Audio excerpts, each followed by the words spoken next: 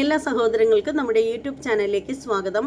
ശരിക്കും പറഞ്ഞാൽ ഈ ഒരു വീഡിയോ എന്താണെന്ന് വെച്ചാൽ, നമ്മുടെ സീതത്തോട് ദീപ്തി ടീച്ചർ എന്നൊക്കെ എല്ലാവരും സ്നേഹത്തോടു കൂടി അവരെ വിളിക്കും. അപ്പോൾ ഇപ്പോൾ രണ്ടാമത് അവരുടെ വിവാഹമൊക്കെ കഴിഞ്ഞു. അങ്ങനെ കുറച്ച് നാളായിട്ട് അവരെ വീഡിയോയിലും സംഭവങ്ങളൊന്നും കാണാറില്ലായിരുന്നു. അപ്പോൾ അവരെക്കുറിച്ചിട്ടാണ് ഇന്നത്തെ ഈ ഒരു വീഡിയോ എന്ന് പറയുന്നത്. വീഡിയോയിലേക്ക് പോകുന്നതിന് മുമ്പ് ആരെങ്കിലും നമ്മുടെ ചാനൽ സബ്സ്ക്രൈബ് ചെയ്യാതെ ഉണ്ടെങ്കിൽ എത്രയും പെട്ടെന്ന് സബ്സ്ക്രൈബ് ചെയ്ത് ബെല്ലൈക്കൻ കൂടി ഒന്ന് പ്രസ് ചെയ്തേക്കുക. അപ്പോൾ ഈ വീഡിയോ എന്താണെന്ന് വെച്ചാൽ, എനിക്ക് നിങ്ങളോട് പറയാനുള്ള ഒരു കാര്യം എന്ന് വെച്ചാൽ, ഇതിൻ്റെ ഈ ഒരു വീഡിയോയുടെ ക്ലിപ്പുകളൊന്നും കാണിക്കുന്നില്ല. കാര്യം എന്താണെന്ന് വെച്ചാൽ, ആ ഒരു വീഡിയോ ഭയങ്കര ലെന്താണ്. എൻ്റെ ചാനലിൽ ഞാൻ ഓൾറെഡി എടുത്തിട്ടിട്ടുണ്ട്. അത് ഒരു അരമണിക്കൂറോളം ഉണ്ട്. അതുകൊണ്ട് തന്നെ അത് കാണാൻ ആളുകൾക്ക് ബുദ്ധിമുട്ടായിരിക്കും. അതുകൊണ്ടാണ് ഞാൻ പിന്നീട് വീഡിയോ ക്ലിപ്പൊന്നും കാണിക്കാണ്ട് തന്നെ ഇങ്ങനെ ഒരു വീഡിയോ ചെയ്യാമെന്ന് വിചാരിച്ചത്. അപ്പോൾ എന്താണെന്ന് വെച്ചാൽ, ഇപ്പോൾ കുറേ നാളായിട്ട് അവരെ കാണാനൊന്നും ഇല്ലായിരുന്നു. അവരുടെ വീഡിയോകളൊന്നും നമ്മൾ കാണാനില്ലായിരുന്നു. അവർ ചെയ്യുന്ന ഓരോരോ കാര്യങ്ങളെക്കുറിച്ചും നമുക്ക് ഒന്നും അറിയാൻ പറ്റിയിട്ടുണ്ടായിരുന്നില്ല. ശരിക്കും പറയുകയാണെങ്കിൽ അത് പറയാൻ വേണ്ടിയിട്ടാണ് അവരിപ്പോൾ ഒരു വീഡിയോയിലേക്ക് വന്നിരിക്കുന്നത്. ഒരു ലൈവല്ല ഒരു വീഡിയോയുമായിട്ട് വന്നിട്ടുള്ളത്. അപ്പോൾ അത് വരുന്ന സമയത്ത് അവർ കുറേയേറെ കാര്യങ്ങൾ പറയുന്നുണ്ടായിരുന്നു. അവരെ വിമർശിച്ചവരെ പറ്റിയിട്ട്, അതുപോലെ അവർക്ക് പ്രോത്സാഹനം കൊടുത്തവരെ പറ്റിയിട്ട്, അവർക്കൊക്കെ നന്ദിയൊക്കെ പറഞ്ഞിട്ടുണ്ടായിരുന്നു അവർ. എന്നിട്ട് അതുപോലെ അവർ പറഞ്ഞൊരു കാര്യം എന്ന് വെച്ചാൽ, റിയാക്ഷൻ വീഡിയോ ചെയ്യുന്ന ആളുകളെക്കുറിച്ച്. അതായത് റിയാക്ഷൻ വീഡിയോ ചെയ്യുന്ന പല ആളുകളും കാള പെറ്റു എന്ന് കേൾക്കുന്നതിന് മുമ്പ് കയറെടുക്കുന്ന ഒരു സ്വഭാവം കാണിക്കുന്നവരാണ്. പിന്നെ നമ്മളൊരു വീഡിയോ ക്ലിപ്പ് ഇട്ട് കഴിഞ്ഞാൽ അത് മുഴുവൻ കാണാതെ പോയി കമൻ്റ് ഇടുന്ന ആളുകളും ഉണ്ടാവും. പിന്നെ ചില ആളുകളുണ്ട്, നമ്മുടെ തമ്പനെയിൽ കണ്ടിട്ട് പോയി കമൻ്റ് ഇടുന്ന ആളുകളും ഉണ്ടായിരിക്കും. ഈ തമ്പനെയിൽ എന്ന് പറയുന്നത് നമ്മുടെ വീഡിയോയിലേക്ക് കയറാനുള്ള ഒരു ആകർഷണമാണ് നമ്മുടെ ഈ തമ്പനെയിൽ എന്ന് പറയുന്നത്. ശരിക്കും പറയുകയാണെങ്കിൽ നമ്മൾ പഞ്ചസാരയും തേനൊക്കെ പുറത്തൊടിച്ചു കഴിഞ്ഞാൽ അതിൻ്റെ ആ ഒരു മണം പിടിച്ചിട്ട് ഉറുമ്പ് വരും. അത് തന്നെയാണ് ഇവിടുത്തെയും പരിപാടി. കാരണം തമ്പനയിലിൽ ചിലപ്പോൾ ഇടുന്ന തമ്പനയിലിൽ ഉള്ളതുമായിട്ട് യാതൊരു ബന്ധമുള്ള കാര്യങ്ങളായിരിക്കില്ല ചിലരുടെ വീഡിയോയിലേക്ക് കയറുമ്പോൾ. ഞാനൊന്നും അങ്ങനെ തമ്പനയിലൊന്നും ഇടാറില്ല. പക്ഷേ ചിലരുടെ വീഡിയോകളെന്ന് വെച്ചാൽ, നമ്മൾ തമ്പനയിൽ കാണുമ്പോൾ നമ്മൾ എന്തൊക്കെയോ പ്രതീക്ഷിച്ചിട്ടായിരിക്കും നമ്മൾ വീഡിയോ കാണാനായിട്ട് കയറുന്നത്. നോക്കുമ്പോഴത്തേക്ക് അവിടെ ചെല്ലുമ്പോൾ ഒരു കുന്തവും ഉണ്ടാവില്ല അവിടെ. അപ്പോൾ അങ്ങനെയും ഉണ്ട് കാര്യങ്ങൾ. അങ്ങനെ പല രീതിയിലുള്ള ആൾക്കാരുണ്ട്. അപ്പോൾ അങ്ങനെ ഇവർ പറഞ്ഞിട്ടുള്ള ഒരു കാര്യം എന്ന് വെച്ചാൽ, ഇവരുടെ ചില പ്രശ്നങ്ങളൊക്കെ എടുത്തിട്ട് റിയാക്ഷൻ വീഡിയോക്കാർ വീഡിയോ ചെയ്തു, എന്നിട്ട് അവരെ അപമാനിച്ചു എന്നൊക്കെയാണ് പറയുന്നത്. അതായത് എന്താണ് അവരുടെ മനസ്സിലുള്ളത്, അല്ലെങ്കിൽ അവരുടെ വിഷമങ്ങൾ എന്താണെന്ന് മനസ്സിലാക്കാണ്ട് അവരെ വിമർശിച്ചു എന്നൊക്കെയാണ് പറയുന്നത് അവർ. അപ്പോൾ എന്തായാലും അത്തരക്കാരോട് പറയാനുള്ളതെന്ന് വെച്ചാൽ, നിങ്ങൾ കാര്യം വിശദമായിട്ട് മനസ്സിലാക്കിയതിന് ശേഷം മാത്രം വീഡിയോ ചെയ്യാനായിട്ട് ഇരിക്കുക എന്നുള്ളതാണ് എൻ്റെ പ്രിയപ്പെട്ട റിയാക്ഷൻ വീഡിയോ ചെയ്യുന്ന എല്ലാ സഹോദരങ്ങളോടും പറയാനായിട്ടുള്ളത്. അപ്പോൾ നമുക്ക് ദീപ്തി ടീച്ചറിൻ്റെ വിഷമങ്ങളെക്കുറിച്ച് പറയാം. അവർ പറയുന്നതെന്ന് പറഞ്ഞാൽ, അവരിപ്പോൾ കുറച്ച് നാളായിട്ട് അവരെ കാണാനില്ലായിരുന്നു എന്ന് പറഞ്ഞിട്ടുണ്ടായിരുന്നല്ലോ. അപ്പോൾ അതിൻ്റെ ഉറവിടം തേടി പോകുമ്പോൾ അവർ പറയുന്നത് അവരുടെ ഭർത്താവിനെക്കുറിച്ച്, അതായത് മുൻ ഭർത്താവിനെക്കുറിച്ച് പറയേണ്ടി വരും എന്നാണ്. അപ്പോൾ അവർ പറയുന്നതെന്ന് വെച്ചാൽ, മുൻ ഭർത്താവുമായിട്ട് അവർ ജീവിതം തുടങ്ങിയതിന് ശേഷം അവർ വീഡിയോകളൊക്കെ ഇതുപോലെ ചെയ്തുകൊണ്ടേയിരിക്കുന്നു, എല്ലാം ഉണ്ട്. 2 വർഷമാണ് അവർ തമ്മിലുള്ള ദാമ്പത്യ ജീവിതം മുന്നോട്ട് പോയിക്കൊണ്ടിരുന്നത്. അപ്പോൾ ഈ ഒരു 2 വർഷത്തിനാമച്ച് ഒരിക്കൽ പോലും അയാളുടെ ഒരു വീഡിയോയ്ക്കുള്ളിൽ അയാൾ വരാനോ മുഖം ഒന്ന് കാണിക്കാൻ പോലും തയ്യാറായിട്ടിരുന്നില്ല. അപ്പോൾ തന്നെ നമ്മൾ ഓർക്കണം, അയാളുടെ ക്യാരക്ടർ ഒന്ന് ഓർക്കണം എന്ന് ടീച്ചർ പ്രത്യേകം പറയുന്നുണ്ട്. പിന്നീടുള്ളൊരു കാര്യം എന്ന് വെച്ചാൽ, സോറി ടീച്ചർ എന്ന് പറഞ്ഞതിനാണ് സോറി. കാരണം അവർ പ്രത്യേകം പറയുന്നുണ്ട്, പണ്ട് അവർ ടീച്ചറായിരുന്നു, അതുകൊണ്ട് അവരെ എല്ലാവരും ടീച്ചർ എന്ന് വിളിക്കാമായിരുന്നു. പക്ഷേ ഇപ്പോഴവർ ടീച്ചറല്ല, ടീച്ചിങ്ങിനെ കുറിച്ച് അവരിപ്പോൾ ചിന്തിക്കുന്നുമില്ല. അതുകൊണ്ട് ആരും അവരെ ടീച്ചർ എന്ന് വിളിക്കേണ്ട എന്നവർ പറയുന്നുണ്ട്. ദീപ്തി എന്ന് മാത്രം വിളിച്ചാൽ മതിയാവും. അപ്പോൾ എനിക്ക് പറയാനുള്ളതെന്ന് വെച്ചാൽ, ദീപ്തി പറഞ്ഞ ചില കാര്യങ്ങളാണ്. അതായത് ഇപ്പോൾ ഈ അടുത്ത സമയത്ത് ഇവരെ കാണാതായതിനെ ചൊല്ലിയുള്ള കാര്യങ്ങൾ അവർ പറയുന്നത് എന്താണെന്ന് വെച്ചാൽ, അവർ ഹോസ്പിറ്റലിലായിരുന്നു. അവരൊരു ഹോസ്പിറ്റലിൽ കുറേ നാളായിട്ട് ഹോസ്പിറ്റലിൽ ട്രീറ്റ്മെൻറ്റിലായിരുന്നു എന്നാണ് പറയുന്നത്. അതിൻ്റെ കാരണത്തെക്കുറിച്ച് പറയുമ്പോൾ അവർക്ക് പറയാനുള്ളത് അവരുടെ മുൻ ഭർത്താവിൻ്റെ ക്രൂരതകളെ പറ്റിയിട്ടാണ്. അയാളിൽ നിന്നും കിട്ടിയ പൈശാചികമായിട്ടുള്ള രീതിയിലുള്ള ഉപദ്രവത്തെക്കുറിച്ചിട്ടാണ് അവർക്ക് പറയാനുള്ളത്. ശരിക്കും പറയുകയാണെങ്കിൽ അതേക്കുറിച്ച് ഇവർക്ക് ഓർമ്മിക്കുമ്പോൾ തന്നെ ഇപ്പോഴും ഒരു നെഞ്ചിലൊരു നെരിപ്പോടോടുകൂടി മാത്രമേ അവർക്കത് ഓർക്കാൻ കഴിയുന്നുള്ളൂ. കാരണം അത്രയേറെ വിഷമങ്ങൾ അവർ അനുഭവിച്ചു അയാളെ കൊണ്ട് എന്നാണ് അവർ പറയുന്നത്. കാരണം വിവാഹം കഴിഞ്ഞു, അവരൊരുമിച്ച് ജീവിതം തുടങ്ങി കുറച്ച് കഴിഞ്ഞപ്പോൾ തന്നെ അടി ഇടി ചവിട്ടുകുത്ത് എല്ലാവർക്കും നല്ല രീതിയിൽ അവർക്ക് കിട്ടിക്കൊണ്ടേയിരുന്നു.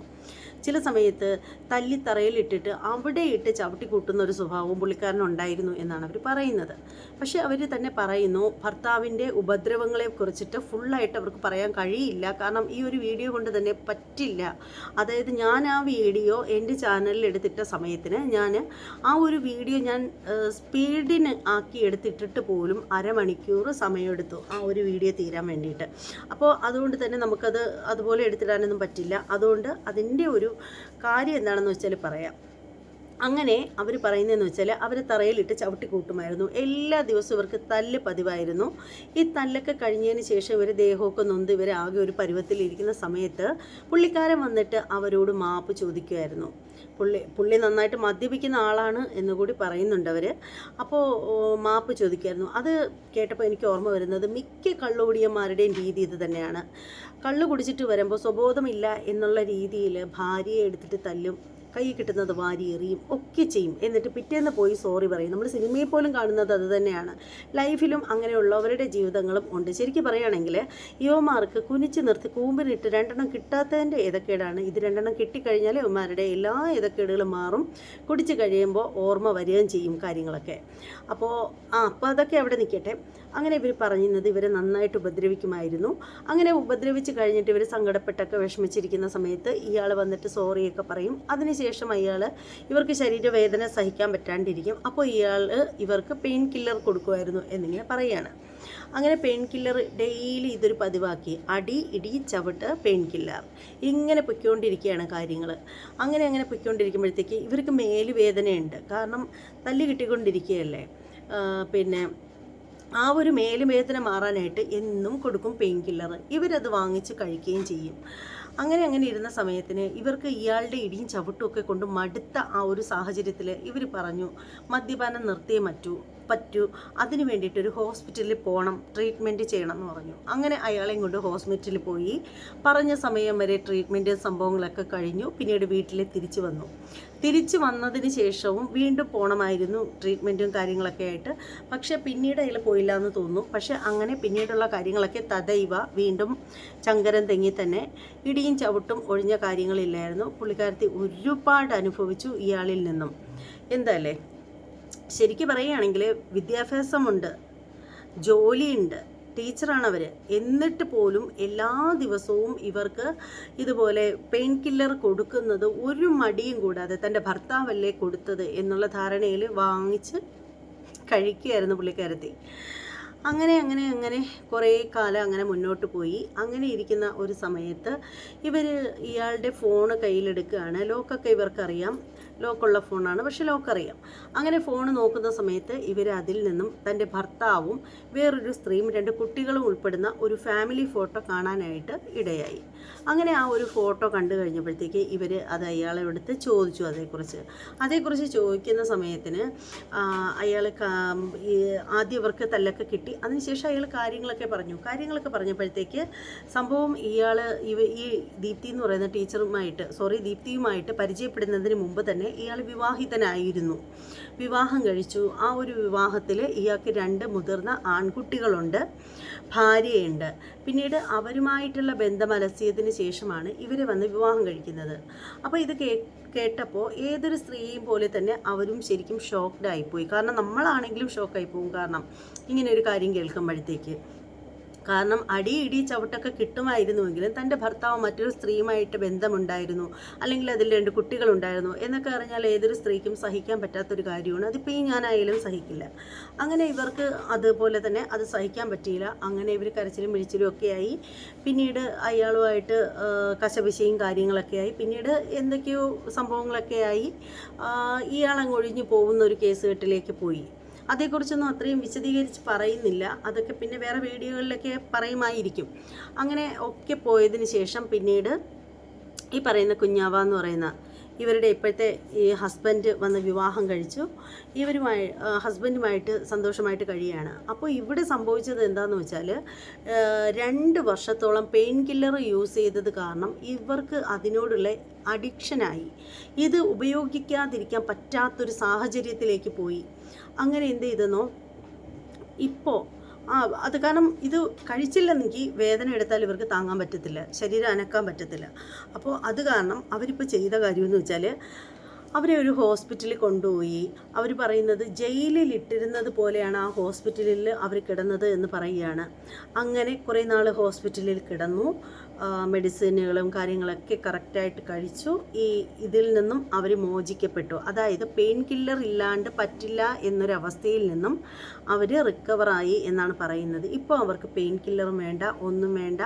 പെയിൻ കില്ലർ ഇല്ലെങ്കിൽ മറ്റത് അവർക്ക് സഹിക്കാൻ പറ്റില്ലായിരുന്നു, എന്തൊക്കെയോ സംഭവിക്കുന്നത് പോലെ തോന്നുമായിരുന്നു എന്ന് പറയുന്നു. ശരീരം മുഴുവനും നുറുങ്ങുന്ന വേദനയായിരുന്നു എന്നൊക്കെ പറയുന്നു. കാരണം ആ ഒരു പെയിൻ കില്ലറുമായിട്ട് ഇവർ അഡിക്ഷനായി കഴിഞ്ഞിരുന്നു. പക്ഷേ ഇപ്പോൾ ആ ഒരു ട്രീറ്റ്മെൻറ്റൊക്കെ കഴിഞ്ഞു. ഇപ്പോൾ അവർക്ക് പെയിൻ കില്ലർ വേണ്ട, പെയിൻ കില്ലർ ഇല്ലാതെ തന്നെ നല്ല പൊളിയായിട്ട് അവർക്ക് ജീവിക്കാൻ പറ്റും. അപ്പോൾ പെയിൻ കില്ലറിനെ കുറിച്ച് ഇപ്പോൾ ചിന്തിക്കേണ്ട ആവശ്യമേ ഇല്ല. അപ്പോൾ ഇവർ പറയുന്ന ഒരു കാര്യമെന്ന് വെച്ചാൽ അവരുടെ വീഡിയോയിലൂടെ അവർ സ്ത്രീകൾക്ക്, പെൺകുട്ടികൾക്ക് വേണമെന്ന കരുത്ത് പകരുകയാണ് ചെയ്യുന്നത്. അവർ പറയുന്നതെന്ന് വെച്ചാൽ ഇതുപോലെ ഇടിയും ചവിട്ടും അടിയൊന്നും കൊണ്ട് കഴിയേണ്ട കാര്യമില്ല. നമുക്ക് സെറ്റല്ല എന്ന് തോന്നിക്കഴിഞ്ഞാൽ ചവിട്ടും കുത്തും കൊണ്ട് മാക്സിമം ക്ഷമയോടുകൂടി ജീവിക്കാനും സഹിക്കാനും ഒന്നും നിൽക്കേണ്ട കാര്യമില്ല.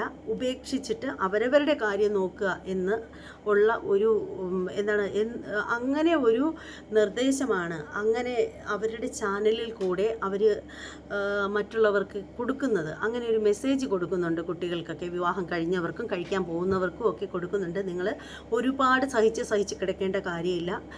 പിടിച്ചു നിൽക്കാൻ പറ്റുമോ എന്ന് നോക്കുക, പറ്റില്ലെങ്കിൽ കളഞ്ഞ് കൈ കഴുകുക, അവരവർ ജോലി ചെയ്ത് ജീവിക്കുക. അങ്ങനെയാണ് അവർ പറയുന്നത്. ശരിക്കും പറയുകയാണെങ്കിൽ അത് വളരെ നല്ലൊരു മെസ്സേജാണെന്ന് ഞാനും പറയത്തുള്ളൂ. കാരണം പുരുഷൻ്റെ കയ്യിൽ തല്ലുകൊള്ളുന്ന ചെണ്ട അവൻ്റെ കാര്യമൊന്നുമില്ല പെണ്ണെന്ന് പറയുന്നത്. അവർ നമ്മളെ സംരക്ഷിക്കുന്നു, നമുക്ക് വസ്ത്രം തരുന്നു, ആഹാരം തരുന്നു, അങ്ങനെ ആ ഒരു രീതിയിൽ എല്ലാം തരുന്നു. അപ്പോൾ നമ്മളും തിരിച്ച് ചെയ്യുന്നുണ്ടല്ലോ. നമ്മൾ നന്നായിട്ട് ഇവർക്ക് പാചകം ചെയ്ത് കൊടുക്കുന്നു, ഇവരുടെ വസ്ത്രം കഴുകി കൊടുക്കുന്നു, നമ്മൾ ആ വീട്ടിലെ മുഴുവൻ ജോലി ചെയ്യുന്നു. ഇനി പ്രായമായ അച്ഛനും അമ്മയും ഉള്ളവരാണെങ്കിൽ അവരെ സംരക്ഷിക്കുന്നു. അങ്ങനെ നമ്മളും ചെയ്യുന്നുണ്ട് നല്ല രീതിയിൽ ജോലി. അപ്പോൾ രണ്ടുപേരും ഈക്വലാണ് പറഞ്ഞു വരികയാണെങ്കിൽ. അപ്പോൾ രണ്ടുപേരും എന്ത് കാര്യം ഉണ്ടെങ്കിലും പരസ്പരം തുറന്ന് പറയാനായിട്ട് ശ്രമിക്കുക. ഇനി തുറന്ന് പറയാൻ പറ്റിയില്ലെങ്കിലും അവരുടെ അഭിപ്രായങ്ങളെങ്കിലും പറയണം. മുഴുവനായിട്ട് എല്ലാ കാര്യവും പറയാൻ പറ്റിയില്ലെങ്കിൽ പോലും അഭിപ്രായങ്ങളെങ്കിലും പറയുക.